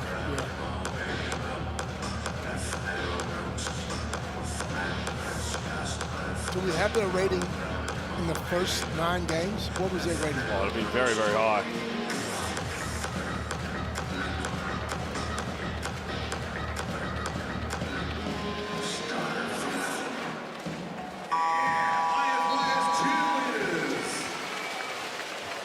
I just want to say a quick thank you from the Taipans organisation following our most successful blackout jersey auction ever with a record total of $37,750 going to IFYS. Well, if they are to win the Cairns Taipans, it'll be off the back of this man. And Pete, we did this a few weeks ago. Well, you did it. I did, yeah. And it continues to stack up. So when Jack McVeigh has had 18 field goal attempts or more, Copes, this year, he's averaged 33 points, but Cairns are 5-3 in those games. When he's had less than that, he's averaging less than 17 points, and they're 3-16. So tonight he's had the 14 field goal attempts. Now, he hasn't been as efficient as he usually is, but is it something there that if he continues to get the majority of the shots, 100. it is their best option of winning the game? 100%. Because he plays at his own pace. He's good enough to score anywhere around the basket. And it would be a whole lot different if Sam Wardenberg, Rain Smith have played the whole season, but without all of those key pieces, it's going to start and end with Jack McVeigh. That's another offensive foul. First phase online. On Jack McVeigh. It's his third. Doesn't look to be arguing it too much to Adam Ford. Certainly been physical down that end of the floor. Take a look at the replay again. All tied up 68. Ready, hold first. Tell you what. You heard Nico talking to Adam Ford. He said, do you think Tyson Walker holds first? 11 turnovers for the Taipans, 8 for Melbourne. Walker steps back, he's left alone. The woes continue, there's another rebound for Andrews. Number 9, needs 3 assists though, he's running out of time with that. Thought he was fouled, and now he's going to commit his own. A frustration foul from Andrews.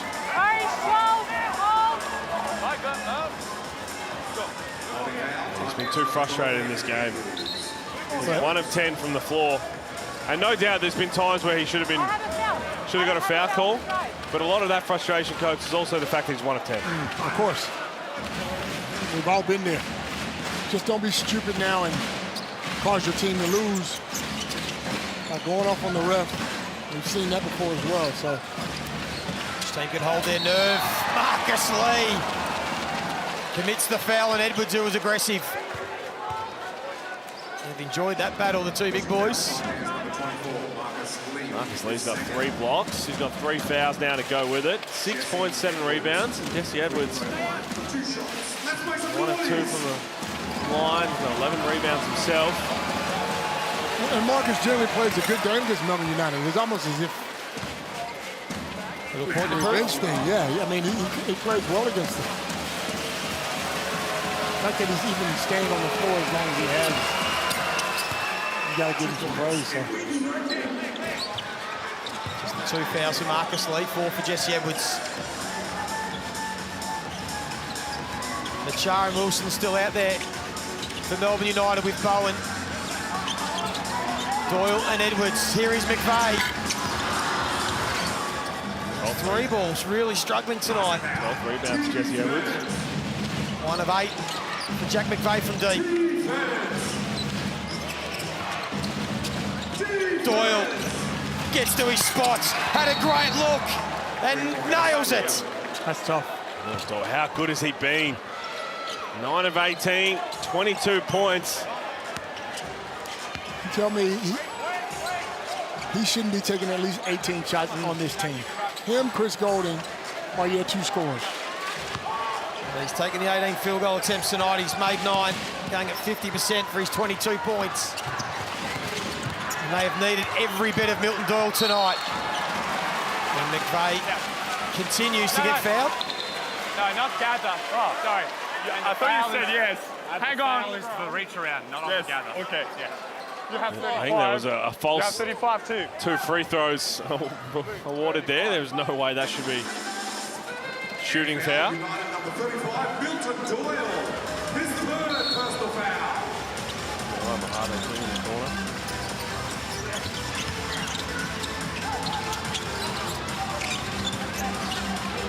Here's Parker. He's not shy either. Oh yeah, he gets it done. He can step up, he has been.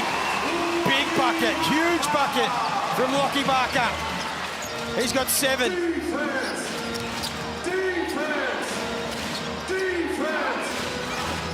Andrews guarding Milton Doyle, who goes to work, pulls up once again.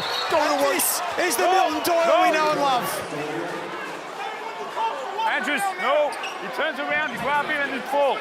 Andrews, relax, not now. Look at this again from Milton Doyle.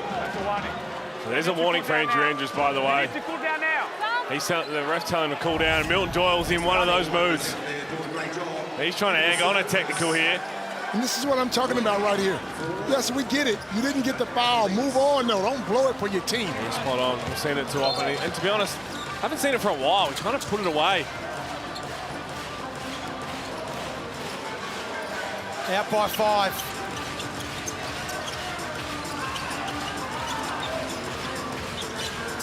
McVeigh. Barker. Lockie Barker! Go to work, young fella! Chance for a 4-point play. And this is also give credit to Jack McVeigh, right? Because he's the one who's had the ball in hand. He's okay to give it up. It's not Lockie Barker just hit a couple of shots. Lockie Barker, 4-point play. So you can still hear Andrew Andrews barking to the referee right there. You lost your rate now. You lost your rate. Let's go. They've changed that to a 2-foot on the line. I would take Andrew Andrews out the game right now. Tell him just calm down. Say calm down. If you can't, then you're not going to play. There's Admiral Schofield looking like another DNP. They've used just 8 players tonight, the Cairns Taipans. Melbourne have used all 13. He's been sitting down the end of the bench in between all the injured guys. Yeah. Well, it's a minor thing. It's not a great look. There he is. Finishes the 3-point play in the end. He's got double digits as well now, Lockie Barker. Coming up huge in this 4th quarter. It was a 1-point margin in round 16. We're headed for something similar. Get out the way. Doyle tried to lay it off to Edwards, who made hard work of it. It got there, and Marcus Lee might have accidentally caught one. In fact, take a look at the replay. I think it was an accidental elbow to the back of the head. Just watch Jesse Edwards' elbow here trying to gather the ball. Just there, right in the base of the head. He don't know though. That's why he looks at it. I know. That's just crazy. Okay. Hopefully he's okay. Looks to be. Doing good, Marcus Lee. 6 points, 7 rebounds, 3 blocks. Isn't he getting his citizenship, or he's got his residency or something? I think he would like to. I think he's spoken about.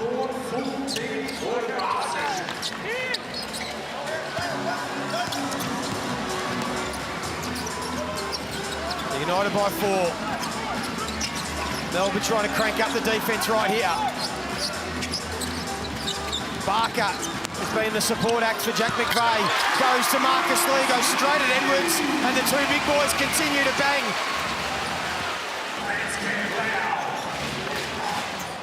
He's got 8 and 7. Edwards and Lee had a great battle.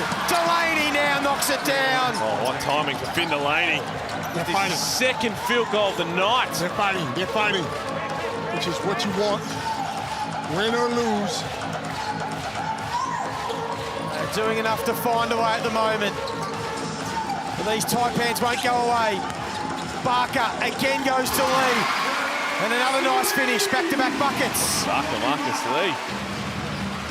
They need to get some stops down the Taipans, and if you're Melbourne United, try and take some possessions out of it and just keep the ball in Milton Doyle's hands for as much as you can. We haven't seen Chris Golding for a while, have we? It's an interesting move, right? And now Tyson Walker gets to his spot, and it's starting to fall for them when they need it. Big fourth quarter for Melbourne United.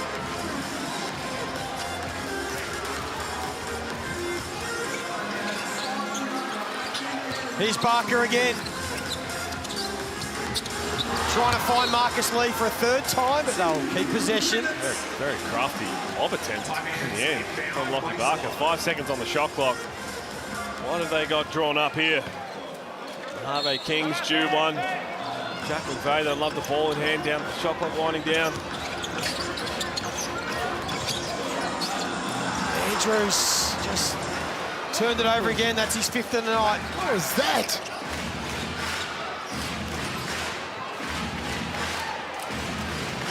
And now Melbourne in the box seat. That's an offensive foul. McVeigh wants it. And how's this going to be called? So that's called on Jesse Edwards, and he's done. It looked like it in live play. I got.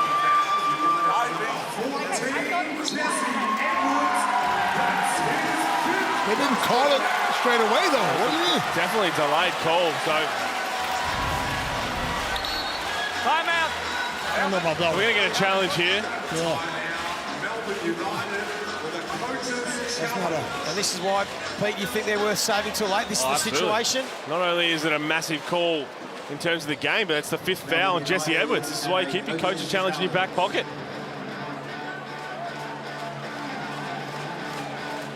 And I think if we went back to you only get one challenge, regardless whether you win or lose it, I think we'd see a lot of coaches do this more. We've always seen these have been hard on slow-mo because you can really tell, does he get set legally? He's still moving there. Still moving. Yeah, but okay, I get that. But the ref didn't call it until they saw that Jack didn't get up. If it's a foul, call the foul.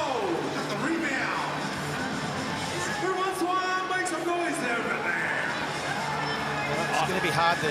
Well, I thought in live play he was still moving ever so slightly as well. And it will be unsuccessful. But it was, I think, also the fact that it was such a delayed call. Yeah. Melbourne United's perspective, you're thinking, hey, that's touch and go. But you need to roll it. You need to roll the dice. You absolutely need to roll it. On the side and the corner and the court, and he touched me. Okay, I just want McVeigh and his guy to get the same call. Mr. Marcus is doing that every time. I'm telling you, every time. Every time. So that Marcus Lee's doing the same thing at the other end, but that'll be it for Jesse Edwards. Not wrong. Marcus Lee does love an illegal screen. So Edwards will foul out, 9 points, 13 rebounds.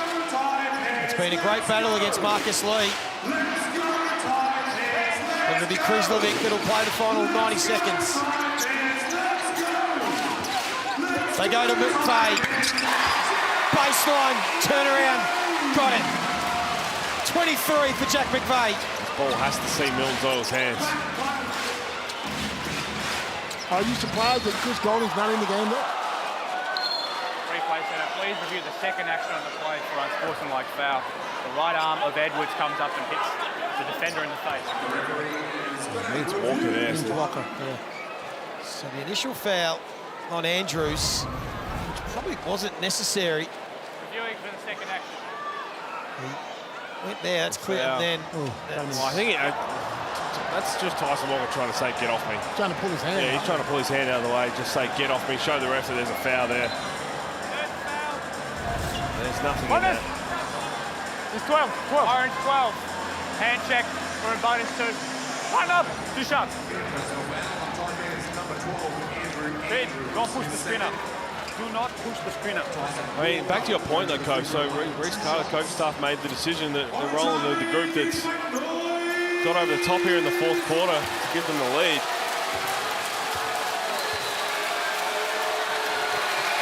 Nice for Krebs to come alive. He's had a good fourth quarter here. Tyson Walker's up to 14 points right now. Of course, the ladder predicted, Pete, as you said. Check it out on the NBL app, nbl.com.au. All sorts of different permutations of what it'll look like. Scan the QR code as well. Don't mind coming down to the last game. Had Melbourne United winning this one. He's sitting pretty, but Jack McVeigh might have something to say about it. It's also going to get a flop warning. There's been so much going on in this one. Back to 2 points, final minutes. Milton Doyle has been the man. Not this time, and how are they going to see it? It's going to be the Cairns ball, but it'll be reviewed. Yeah, they'll look at it. Don't have to waste the challenge. This late in the game, they'll look at it to make sure the call is correct, and Jack McVeigh did get a flop warning down the other end. Back-to-back plays, the exact same set, exact same result. And look at this alpha move from Tanner Krebs and Mojave King. Nah, bro, you... Back-to-back buckets from Jack McVeigh, baseline. Just, I love that he goes straight away. Yeah, he got a little push. Yeah, that's the right call. Yeah, absolutely, that's the right call. We're going to call every flop? No, it's all right to give a flop on him, because the next one, you're not going to do it again. And back to, if you ask the question, yes, we need to. I think you need to get a warning straight away. And this is a big review, which way this ball goes. Still waiting.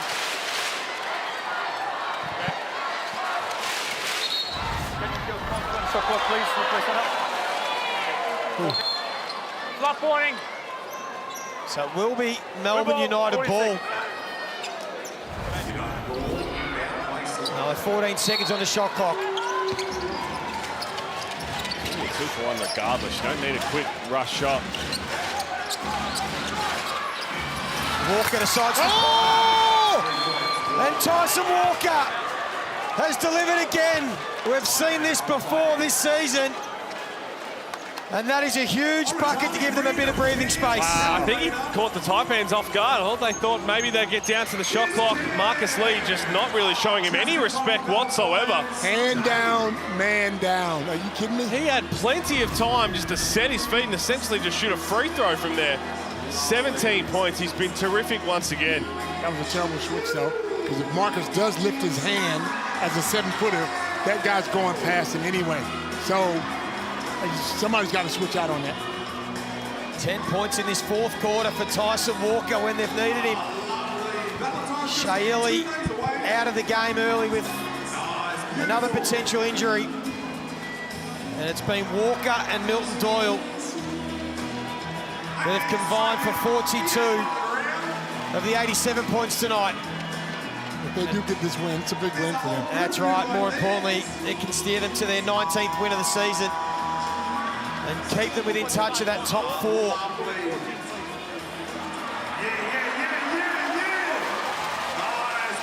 Still 1 game behind the Perth Wildcats coming into this. Now the difference between finishing 4th and 5th. Like, it's no surprise. 7 of their last 9 games, Melbourne United, have been decided by 9 points or less. It's going to fall in that range again. Just which way will it go? Andrews with the quick reply. Wow. He has 9, 9 and 7. They don't need a foul. Do not need a foul. There's so much time left in this game now. 1 good stop, and for Melbourne United, you want to keep the ball in this man's hand, surely. 1 stop for Cairns. 1 bucket for Melbourne United. It's already been their biggest fourth quarter score this season. Kreslovic, huge offensive rebounds. That's a massive O-board. There's 6 seconds. And Walker turns it over. No timeouts here for the Taipans. Good. 1 How would Reese Carter be feeling right now? I'm going to take a shot with about 5 seconds. Filling in for the ill Dean Vickerman, who's probably watching right now, holding his breath. Oh! And it's a turnover. Wow. Andrews, his Achilles heel all season long. Leads the league in turnovers, has just committed his 6th. And he can't believe it. I mean, shout out Fabian Crisley for just getting out to the screen rather than just trying to catch Andrews. Just put a little bit of pressure on him, enough to make him really not think about what he was doing. They wanted to get to the final play. It looked like Jack McVeigh in the Spanish action. And he just dribbles it out of court. Taking a quick foul here. Quick foul. He cannot believe it, Andrews. He knows it was a golden opportunity. Melbourne have put up 31 points in this 4th quarter. As I said, their biggest 4th quarter score this season. It's come at the right time, and it's been off the back of Milton Doyle and Tyson Walker. Yeah, they've been phenomenal. The only 2 in double figures. Milton Doyle, 10 of 22. Jesse Edwards was a beast down low, 13 rebounds. He's fouled out. And Andrews just going to lock back in here because they're not out of it just yet. If they can force a steal, great. If not, go to the free throw line. Milton Doyle, an 86% free throw shooter on the season. He's going to get down it. Who would you foul here? Chris Levitch. They want Krebs to have the ball. Why not? He's also at 84%. Yeah, but he's also the only one on the floor who hasn't been to the free throw line so far in this game.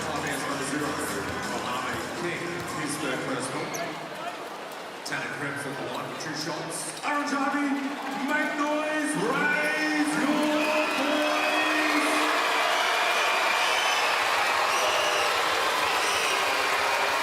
Remember, no timeouts for the Cairns Taipans. So they need to hope for some help. Makes his first. Looks pretty too. No problem at all. In fact, hasn't been to the free throw line his last 6 games, Tanner Krebs. But he's come up big when they need him. They're going to have to get a quick bucket. He's done it over again. And Andrews done the exact same thing on the other side of the court. With his 7th turnover, has lost the handle. The exact same thing. And that'll be cut, copy, paste on the other side. A loss for the Cairns Taipans, but a win that Melbourne United just had to get.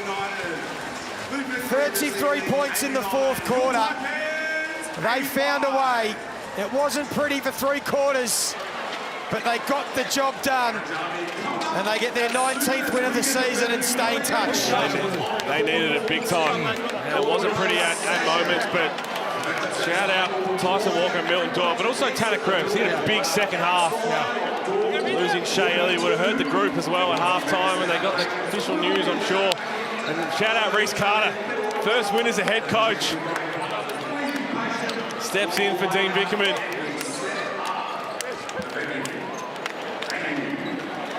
Milton Doyle with his 2nd highest score of the season.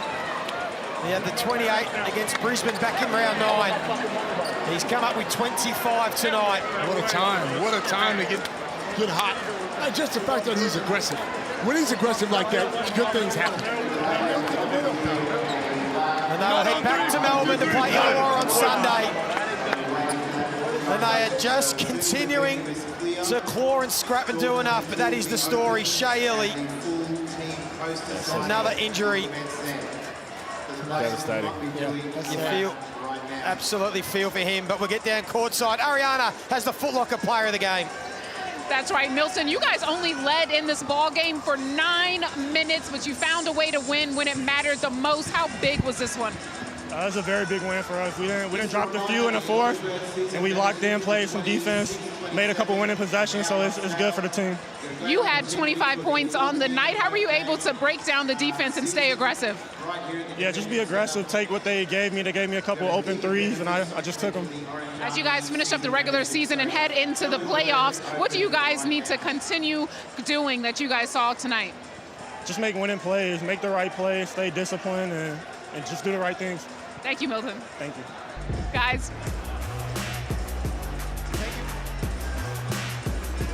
Thank you, Ariana. It was a big win for Melbourne United. It was Milton Doyle, the star of the show, in front of the faithful in Cairns, their final home game of the season. They come up 4 points short. We'll be back right after this to wrap it all up.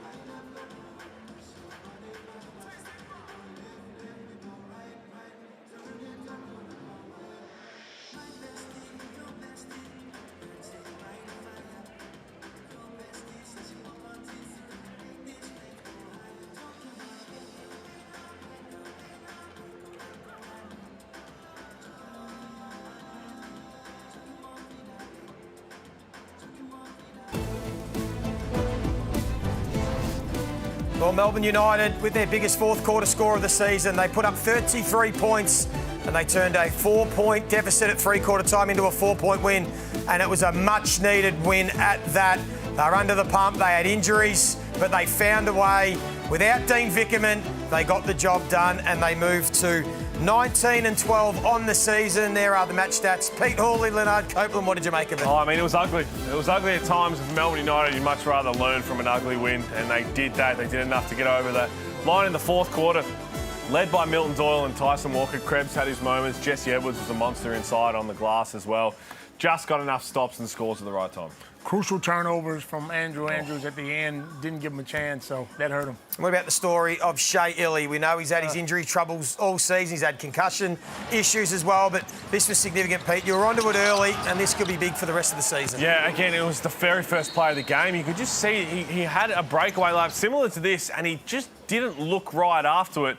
Continued to play and played very well. Had a couple more full explosive moments, but right here went down, and we saw him after heavily limping. And again, it looks like another hamstring injury, which would be his fourth, I think, in the last 6 months, which is horrible. And he looked like he really wanted to test it, though. He was going hard. He was the only one driving the ball to the basket.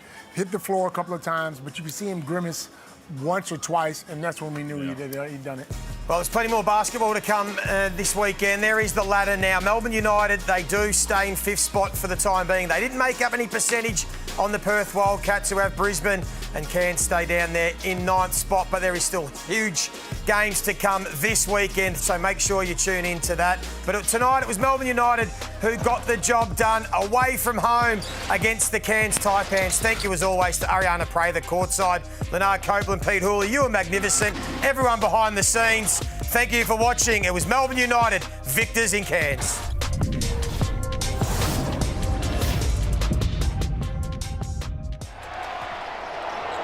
This program is brought to you by Hungry Jack's and Bunnings Warehouse.